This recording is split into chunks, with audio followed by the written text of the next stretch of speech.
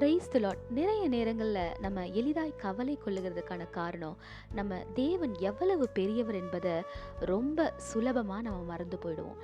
அப்படி நம்ம சோர்ந்து போகிற நேரங்களில் வேத வசனங்களை படிக்கும்பொழுது நமக்கு ஒரு பெரிய பலன் கிடைக்கும்.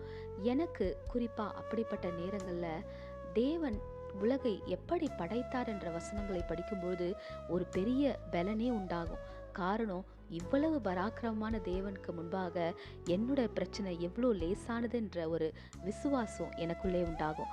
சங்கீதம் 33:6-9 பார்க்கும்பொழுது, கர்த்தருடைய வார்த்தையினாலே வானங்களை உண்டாக்கினாராம், அவருடைய சுவாசத்தினால சர்வ சேனையும் உண்டாக்கப்பட்டதாம்.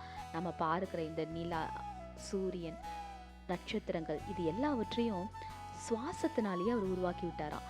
ஜலத்தை குவியலா சேர்த்து ஆழமான ஜலங்களை பொக்கிஷ வைப்பாக வைத்தாராம். பாருங்க, மனுஷன் தன் வாழ்நாள் முழுவதும் ஆராய்ச்சி செய்கிற அந்த வானத்தையும் சர்வ சேனையுமே இவ்வளவு எளிதாய் அவர் உருவாக்கி இருக்கிறார்னா, உங்களோட என்னோட பிரச்சனை அவருக்கு எவ்வளவு எளிதாய் லேசானதாக இருக்க முடியும்ல. இந்த வார்த்தைகள் இன்றைக்கு என்னை அதிகமாய் பலப்படுத்தினது, அது உங்களையும் பலப்படுத்தியிருக்கும்னு சொல்லி நான் நம்புகிறேன். God bless you.